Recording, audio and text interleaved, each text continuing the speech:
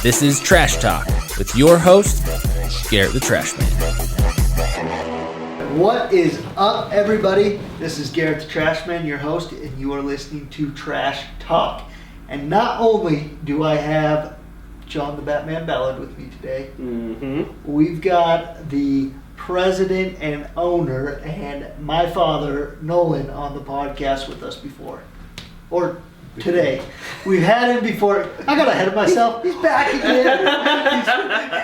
We're back in time. I got to focus in on this before I get going. I am not focused at all. I've got like 20 other things. So, yeah, how you doing, Dad? Good. John, be back in the office. Yeah, John, you doing all right? Yeah, I'm doing great. I'm just sitting here loving this. There's 3 conversations ago or 2 conversations in the future. But I'll bring it back. We have had him on the podcast, so we're excited to have him back. El Jefe. Yeah, El Jefe. El Jefe de Jefes. Yeah, right, you Spanish speakers. Hey, we'll preview. We're going to bring a Spanish podcast. I don't know, maybe we'll look at doing that in the evenings or something, but there's going to be one coming.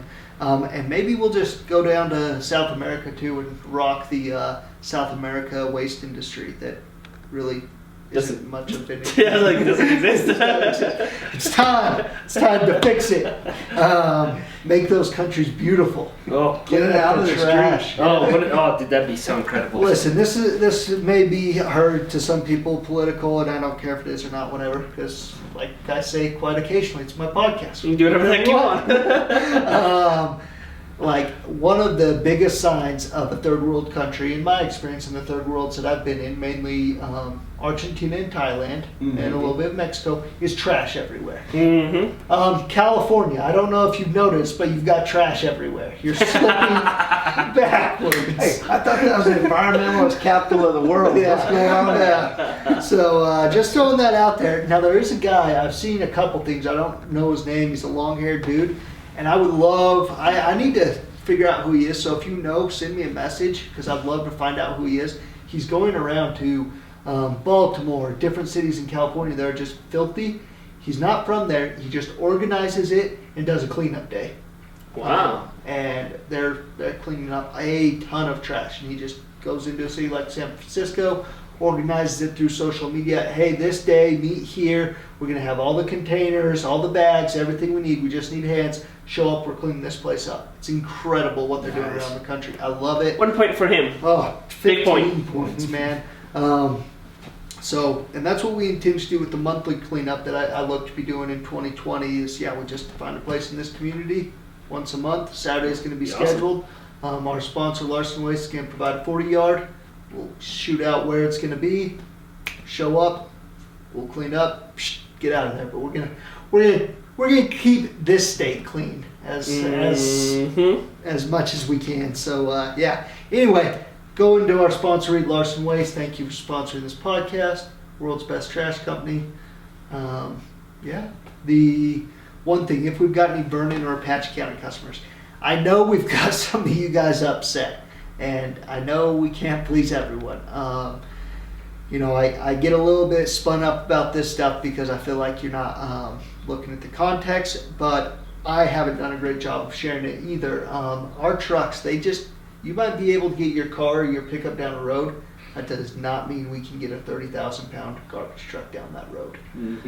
They're super top heavy. Get stuck very easy, heavy. I mean, any bit of mud really causes a mess. And once they start heading for the ditch, they are in the ditch. Yeah, there's no stopping them. It's not easy to get them out. Yeah. You've lost profit for a long time. Yeah, and not only that, on our side, because I assume the customer probably doesn't care about our profit, but we are going to tear the crap out of your load or your load. Yeah. Wreckers in there, pulling that out. Other trucks. I mean, Dad, you've been doing it for a really long time. I've been doing it for about 5 years now. We've got experience of what roads we can and can't go down. Trust me, it's not worth it to get it stuck. We want to pick up your trash, but it's not good for anybody when we get stuck. So we've got our options. We've got the free roll-off out there at the Stanford store. You give us a call. We've got a guy that's going out in a 4x4 pickup, picking up anybody we don't have. And like I said, we have accomplished over 90% of the route. So most everyone's handled. Good. But that 10% out there, we can count on more storms this winter. And so, like I've said, we will give you daily updates. We'll give you phone calls, emails, text messages, and posts of when we'll be able to get you. So, anyway, Larson Waste, thank you for sponsoring this podcast. And let's roll into our rants. So, I just got started on a new book, and it's talking a lot about what I preach all the time on this podcast about getting clear on your intentions. But it's using different language. So the book's called How to Raise Your Own Salary. Have either of you guys read that? Mm-mm. So it's one of Napoleon Hill's books. Which I've been good through. author. Yeah, so many of them. Yeah. And so the premise of this book is he's interviewing Dale Carnegie. And so it's super cool. And he's asking him, hey, how do you build the wealth that you've built? And so he's got these 17 rules that he's going to go through in the book. Of these 17 rules that if anyone follows, they can build the wealth that he built. So as far as I've gotten, it's super interesting and useful. I've really enjoyed it. And the first piece that he brings to light is that you've got to know what you want to go after. And that needs to be an obsession. And what I always say on this podcast is get clear on your intentions. And that's how I hear it. He's like, first step, and he talks about how when he was a laborer, he had a vision of producing, marketing, and selling steel. And he's like, that consumed it. He's like, I woke up with it in the morning. I went to work with it during the day. I went to bed with it at night. And he talks about how he built this mastermind group to start having it come to light. They met on a nightly basis to discuss how they could bring it to light, and this is for years. Wow. Like it really was a very, very clear intention, and he was in action around it. And so I'm super excited to find out what more he has to share about it. And I loved what I was listening to this morning, especially because it's something that I preach all the time about getting clear on your intentions. So according to this guy, that's what he's saying. First step is be incredibly clear on what you intend to create. So Wow. that's what I got for Get that one. my rant. Yeah, I had never actually heard of it, and I'm pretty familiar with him. Read a lot of his books, so I highly recommend it. So, all right, Dad, what you got for your rant? Experience last night. All right. So every year we like to take a little gift out to our neighbors, people in our ward. And the last several years, we've been taking tortillas. And there's a place down there in the valley. Not several years. The past 25 years. Minus 2 that I was in Thailand. Yeah, because as long as I can remember, we've been giving out tortillas. Those tortillas are really good. Las tortillas son tan ricos, pero muy, muy rico. Get them right, fresh and hot. Whatever that was you said. So anyways, Michelle calls up, it was last week, calls in, and we found out, I've been going over South Phoenix, is where this is, middle of Phoenix, and get them there, and you got to stand in line forever, really busy. Well, they just opened a new store over in Mesa, and I was like, oh, this is cool. So I was over doing a parts run in Phoenix, stopped off in Mesa to pick them up, and Mom had ordered them, last week. Said, okay, on Monday we'll be by at 4, pick up 25 dozen. We'll be by again on Wednesday and pick up another 25. And, clear. She was on hold forever, her experience with that. Well, I get there, nothing. They can't find the order. And I'm like, oh man, maybe she called the Phoenix store. No, they don't have anything about it. I go back in and tell them, yeah, I'm sure we called and ordered. They get to looking around. Well, the gal that took the order must have been kind of new. Mom was on hold forever. They did find the papers, but she didn't file them in the right spot. They hadn't built the order or anything. The guy says, well, I've got 6 dozen here. That's way short of 25. Yeah. But he says, give me an hour and let's see what I can get done. Maybe I can get you 12 dozen. And I was about half, and I was like, okay, whatever. I had work to do out on the laptop, so I went out in the parking lot, and he went to work. Just customer service part of things, when I went back in there, he had called in a whole crew, and they not only got 12 dozen, they got 15 dozen done. He he gave me a 20% discount, and then only charged me for 13 dozen instead of 15. Yeah. And you know, kind of what you were saying a minute ago, with what we're doing with our customers. Things happen, but you go and make it right. My experience with those guys, it went from one of, good grief, we did everything we thought we did. You know, I'm planning on handing out these tortillas tonight while they're nice and warm. I've got some time set aside for it. It wasn't perfect. It's still, you know, I was still short, but yeah, I'm happy with it. Give them a good review on this thing, and they're still dang good tortillas. Yeah. So anyway, that's customer service. That's where it's at. When I finished up with them, I'm happy to go back there on Wednesday and get the rest of them. And I'll keep eating their tortillas. Yeah, there you go. That's awesome. That's awesome. Am I up? You're up, dude. Okay. So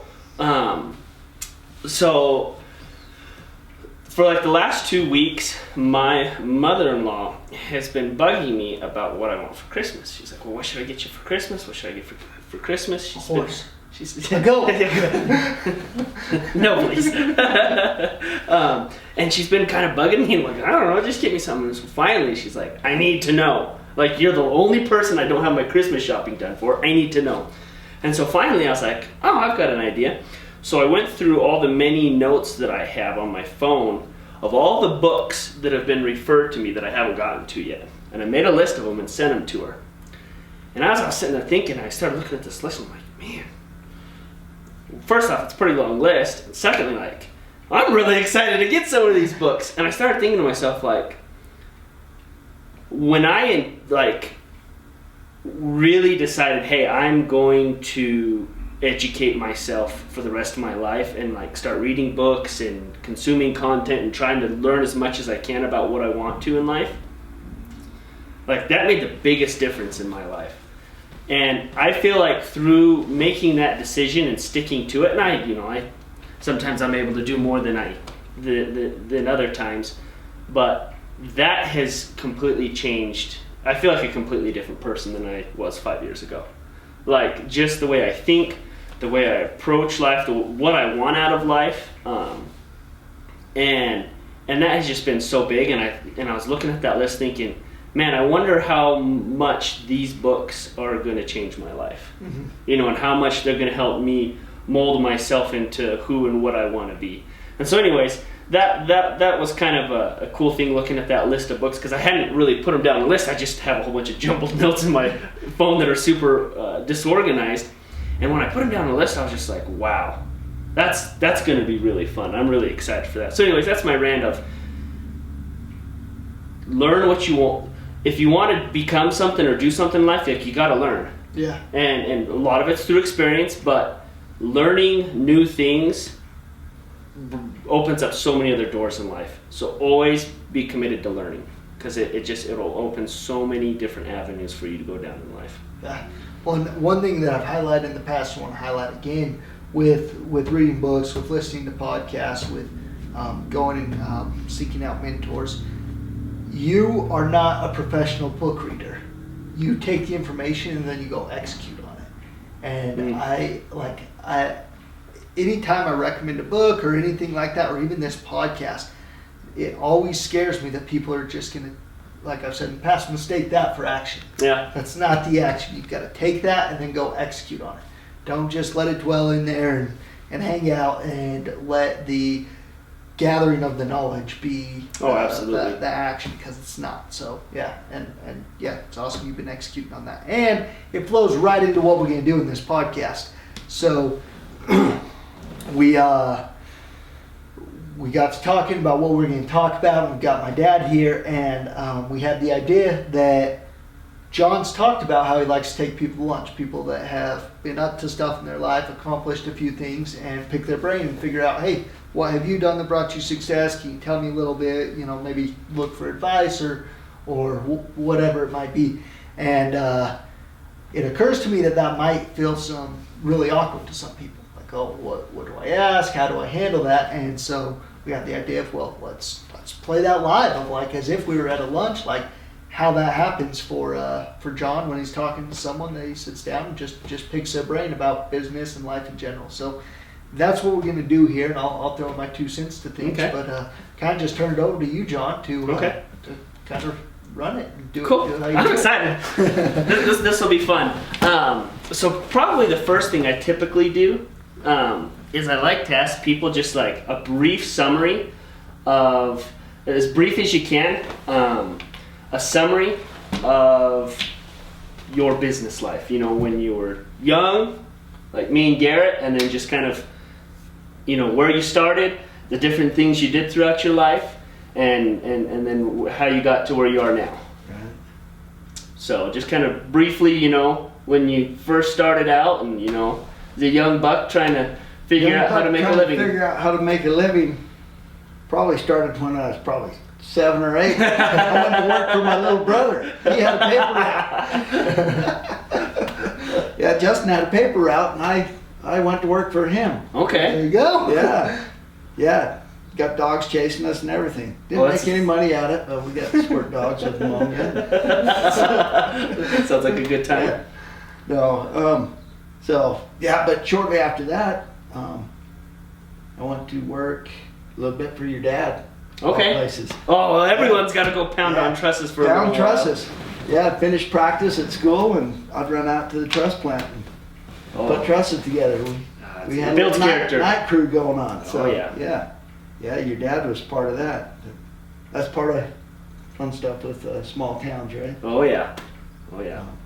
You kind of want and just kind of what? Yeah, just keep going. So like, you know, in high then school, that's after what you that, did.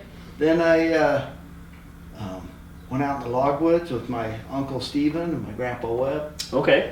Ran a chainsaw out there in the summer times and knew And real was it fast. still in high school? Yeah. Okay, so Yeah, your summer job. Knew real fast I didn't want to log for That's tough. You got That's to tough do it stuff. really early, and my arms felt like they were gorilla arms, ape arms. You know, by the end of the day, that chainsaw sure got heavy.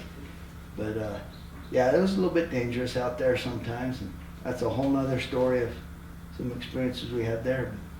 But then shortly after that, Grandpa was always trucking. And I was like, so that's where it's at. If you can get in a truck. Yeah. And so that's got a job driving a log truck. Before my mission, worked for Larry Reedhead, Okay. trucked around a little bit. And actually before that even, I drove for Brimhall Sand and Rock at night. Oh, really? Water truck, yeah. Yeah, Garrett's grandfather-in-law, I guess, Jerry Smith, was doing something for Brimhalls then. I don't know what it was, but he was the guy who jumped in a truck and showed me how to drive it. Wow. Or one of them, but it was Wow. old cab over. So you being behind the wheel of a rig started pretty young. Yeah, that was like the goal.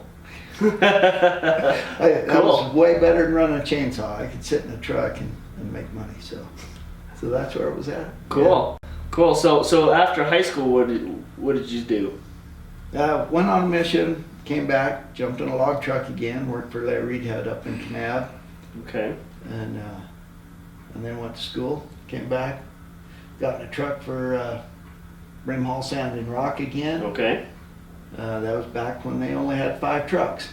Oh wow. Yeah, they've definitely got more than 5 trucks I now. would imagine they've probably got over 100 now. Oh yeah. Give people listening a little bit of context with Yeah, it was. They're a big outfit. Big outfit. Yeah, it was a fun time. Okay. Yeah. So you drove truck for the Reedhead for the Reedheads and then for the Brimhalls. Then for the Brimhalls, and then went to work for my father-in-law out at Smith Molding. Okay. Hauled the lumber into there and wood molding back down to their warehouse in the valley, and then up at Salt Lake, and so kept us really busy there. And that's about when started managing Snowflake Sanitation for my father-in-law. Okay. And he had a little 2-truck operation then, and we did that. And shortly after that, bought a roll-off truck. Jerry Smith talked to me about it. Bought a roll-off truck, started roll-off, Okay. doing roll-offs. And about this age, when you took over Snowflake Sanitation and started getting the roll off, how old were you? I have no idea. Roughly. Probably, I would say 20s. Yeah, Mid-20s? Mid-20s. Okay. Yeah, just having kids and stuff, and so Yeah, you're just busy at home, busy at church, working a lot of hours. Yep. Yeah. So days of, at least twice a week that start midnight, 1 o'clock in the morning, and we'd get done trucking and jump in a roll-off truck and Go pick up roll-offs. fix garbage trucks after work. We parked them over. Ernest McIntyre was one of our drivers. Oh, good old Ernie. He had an empty lot that was by his house. We didn't have a shop or anything, but we had the empty lot. I'd go lay down in the dirt, grease the trucks, and have maggots fall down on me. And, Oh, that's good. That builds character. Yeah, it did. Nothing better than rolling in the dirt, playing with maggots. So Okay. So you started out just running Snowflake Sanitation, and how many years did you do that? I think about 7 years Okay. running that. But during that time, I bought a roll-off truck, started a roll-off company. My insurance agent, Monty Hancock, at that time, had a little company, Muggy Sanitation, out to Heber. Okay. And so we bought Muggy from him and started running that. Okay. And So you just kind of collecting a few sanitation. pieces here and there. Yeah. So we just started buying up little companies and trying to grow. Okay. That's how it worked. Now, did you run Snowflake Sanitation and then buy it from your father-in-law, or how did that work? Yeah. So. Okay, so you ran it for 7 years and then bought them out. Okay. And then when you bought it out, how many trucks were there? Were there still just the 2? We had 3. Okay. It was still rear load and just done old school Oh, way. yeah, okay.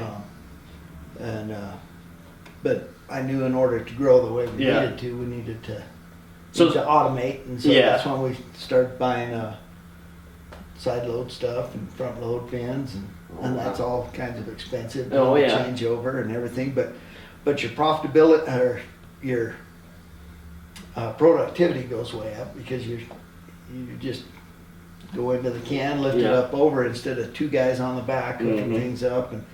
And the other thing that was really kind of made the decision easy was it was just so much safer for our guys. Yeah. They could stay in the truck. And I was thinking a minute ago, Garrett said hello to Mac. My brother Mac was working for me back that time. We still had one. No, we had. Well, a couple. we still got the one. Is that the truck? Yeah. Right down here, just outside this office. still- My brother lost his finger. We ought to have Mac on here and have him play guitar for us sometime. Show us how he's compensating. That's funny. So, and now, so you bought it from your father-in-law. You picked up a little here, picked up, just started some roll-offs. And how many trucks are you guys? How many garbage trucks are you guys running now? Garbage trucks would be probably about 25 to 30 Okay. garbage trucks. And We've got it- 50 vehicles, 52 vehicles. Okay. total. And then how many roll-offs has that grown into? We've got 3 of those. Wow. So over And the we're building another one. Yeah. so that started just Snowflake, and it sounds like Heber at the time, and then that grew into what you guys go. How far out do you guys go? We go from Winslow to White River and from Vernon to Payson. It's pretty incredible. It's a pretty big area to cover. Yeah, it is. We send them out a long ways. Wow. So that's pretty neat. Now, I guess the next question I like to ask people in these instances is, how has being able to, start, get your own business. You started out the roll-offs and then you bought the other part from your father-in-law, and how has being able to have your own business and grow it and have success in business, financially, in helping the community? Because I mean, my whole life, Larson Waste has been a huge part of the community, and it's been just a big help to the community in so many ways. Just all around, what would you say has been some of the biggest blessings of being able to do that in your life, for you personally and for your family? The big, huge one was just the freedom to go chase these guys around and watch their ball games. Okay. When you own your own business, there's good and bad to that because, you're the guy responsible, but that is the cool thing. I'm responsible, so I can structure things so, I'm off or or I've got things taken care of, so I can't go to that ball game or whatever. So that was just kind of important to us to be a game. So that was really So time with your kids kind of call your shots and Okay. and make that. Bad thing is there's a lot of 2 o'clock in the morning stuff. You know, it's a ton of behind the scenes that nobody knows about. Quick yes or no question. Was all the stress and hassle worth it? Yes. Okay. Now, another question I have, because I know this, in me and my family has been a big impact. How has it impacted your kids and the people that they've become by you owning Larson Waste? Do you think that had a big impact in teaching your kids a lot of life lessons? You know, I hope so. Garrett was talking a minute ago about being intentional. I wish I would have been more present or aware of that kind of stuff. I just kind of, we went through things. And, you know, when we're snowed down and we couldn't get into Forest Lakes, for example, I just load these guys all up, and it was a fun day. We'd go out and take four-wheelers and drag trash, you know. I'd just take a truck up to the main road, and these guys would drive four trash cans to the back of four-wheelers and drag them around up to the truck. So, yeah, I think it gave us somewhere to work the kids. Garrett probably washed way more cans than he'd like to remember. Well, I was going to say, I can probably speak to that, and you might be able to speak to that about growing up in a family that owned a business too.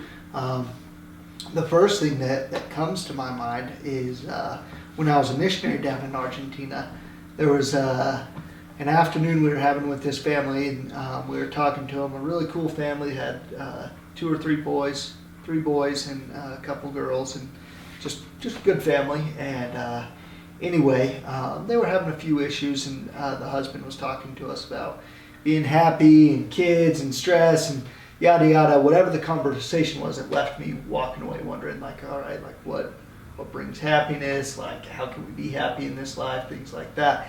And when I went to sleep that night, I had a dream, and in that dream I was here at Larson Waste, and I was working with all the people that I grew up that had come through Larson Waste. A lot of that was my uncles, my grandpas, my dad. We were all here, and we were just here working the company. And I woke up, and my impression was like, yeah. And I put a post out the other day that said, "Work will make you happy," and I believe that to be true. And I got the opportunity to learn that in a company. The very first time I remember working, I must have been young. I was out here with my best friend at the time. It was Marcus Hatch. And, Don't mark you. my dad said, "Yeah, go pick up all the rocks that are bigger than this, and I'll pay you with an ice cream cone." And I remember and we were young enough that we were like, "Yeah, we'll pick it up with an ice cream cone's gonna taste so good." And then, you know, it being a family-owned business, that gave the opportunity that, I mean, I was probably seriously like 8 years old, maybe younger at that point. And yes, so from sweeping out the shop to cleaning garbage cans to cleaning garbage trucks to driving equipment that if it wasn't family owned, I would have never got to touch any of it. And you know, a lot of it too, like, man, like a loader, I never sat down and had anyone teach me how to run a loader. Like I climbed into the loader one Saturday and started up and started driving around. And that's how trucks have been. And different things. Same on a forklift. That's the first thing I ever drove was a forklift. And even as a 13-year-old kid, man, I could run a forklift like you couldn't believe. Yeah. So I guess what I'd say is, like, even if there's not a structured thing of like, hey, this is when kids come, I think that opportunity's there for kids if they want to take advantage of it. And I already see it. I mean, my son's only 3 years old, and as soon as he can stink and talk, I'll bring him around a lot more. But that kid loves to come to work with me, and like, for the most part, like, I can make that happen. There's certain days where it's just not going to work to do that, but like, yeah, a lot of times, like I said, especially once he can start talking. Yeah. So be careful of that. I could tell you a story about talking. I used to take Garrett with me on the rides up to Salt Lake, and he would keep me awake because it just why you know, went out there. What's this? Why's that? He's in a baby seat over on the other side, you know, car seat, and man, he's got a million more questions. I couldn't go to sleep. I could drive all day. That's great. But he was just like his boy. I would just love to be in the truck all the time. Yeah, So that's great. That's awesome. So another question I have for you. When you started out, did you think, first off, for you personally, did you think that that you would have the personal success, both, you know, in having an effect on the community, financially, and just being able to succeed at what you're doing? Did you think that you'd get to where you've got? Probably not, but I don't really feel like I've gotten anywhere either. You know, and I don't know. I guess I shouldn't. We have had success, and me and Garrett have been in conversation about that. I just realized what I did. It's a very typical answer, right. And I fall prey to it as well. It's a very typical thing that someone who's an entrepreneur says because they never think they've got there. There's always, you know, you can always do more. Yeah. Oh yeah, absolutely. But as far as community things, that's just what you did. Yeah. I saw example of Smith Molding, the Ballard Trust, of, you know, all these, the paper mill where my dad worked. You know, if you had a business, you supported the Little League, you were supporting the high school, you're doing things. That's just what you did. And I think that's really true. The community supports us, and we support the community. So cool. So another question I have for you is, this is one of my favorite ones to ask people, and this is for anybody who's listening as well. Someone who's just getting started in business, the young bucks, which me and Garrett are still young bucks. But, you know, and even if they're just getting started or they're a few years in, like, you know, give them 2 pieces of advice. What's the top 2 things that you would tell them to do to be able to, you know, grow their companies and be able to bless, you know, their life, their family's life, and all those around them? Like, don't be afraid to work hard. It's Okay. going to be a lot of hours, and that's what it is to start off. It's just a ton of hours, and I don't know if that ever goes away. It just kind of changes a little bit. So work hard, and you know, something that I've realized here of late is to have that focus and the goal out there of what you're wanting. But I didn't really know that back then. I was just getting after it. So working hard. There's something else that popped into my mind. Oh, be open to what works for you. I've seen Garrett do this, and he saw me do it. I mean, I did a lot of different things. If you're starting out and doing it, be open to what's working for you, and what you're passionate about, what you like doing too. So, you know, I mean, I fixed some windshield chips. I did that. I sold life insurance for a while. Sold securities for a little bit. Detailed cars, you know, all those different things kind of help prepare you. So don't be afraid to, you don't have to sweat. Yeah, exactly. You don't have to start off with your main big thing. If you're working for a company somewhere, get a little side gig going, you know, a little side hustle, and you'll learn so much. Don't be afraid to do that. And that's a good jump off point. Have your side hustle going and see what you like, and get a little bit of extra money, a little nest egg, so you can do it. The other thing that I think helped us a lot during tough times is kind of watch out on your debt.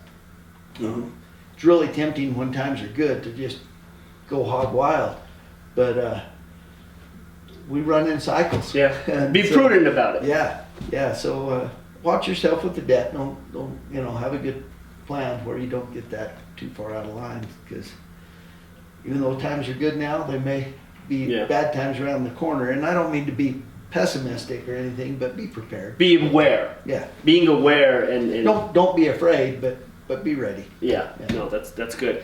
And for any of you that don't know Nolan personally, I've known him most of my life, and it wouldn't be the first time I've said this. I remember as a kid thinking, hey, if I could grow up to be like Nolan Larson, that'd be okay. I'd be pretty good with that. Just because he may not know this, but Nolan has had a really big impact on my life because we grew up in the same ward together, and he was part of our he was one of our young men's leaders, and was always a good influence on me. And so I want to tie that into a question for you. How has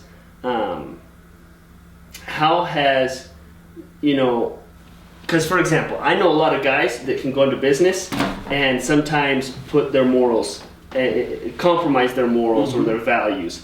And how has that tested your morals and values, and how has that helped you make them stronger? Yeah, it's always there's chances to do things, but it just never. I don't know. If you don't ever put it out there that that's an option for you. I don't know if it's still up on the board or under the desk. There's a little sticky note that "Do the right thing" that I had up years ago. And then, yeah, I think there's opportunities all the time but it's always either come back around and bless my life that I didn't take advantage of a situation or whatever, or at least I was better with myself, even if it didn't. Yeah, no, and that's one thing that my dad had always told me. He says, no matter what, if you're going into business for yourself, always be as honest as you like. Never put your honesty in, never compromise your honesty. Yeah. And always be fair with people, and you'll always be in business if you do that. Yeah. So that's one thing that I had always heard and I've seen here with you guys. And so, anyways, Garrett, did you have any other questions you wanted to chime in? Well, I ask him questions all day, every day, all the time. So we get a lot of questions out. But we are looking a little low on our battery, so we'll probably wrap it up. But yeah, I love the conversation, and glad that both of you guys were here today so that we could do this, because a lot of those questions I'd have a hard time asking because maybe we've talked about it before or something like that. So that was awesome. So appreciate you guys listening. Give us a 5-star review on wherever you're listening to us. Follow me at Garrett the Trash Man if you want to see what Larson Waste is up to. We're always posting on that. And you guys got anything to plug? No, just fun hanging with you guys today. Good. All right, appreciate you guys listening. Peace.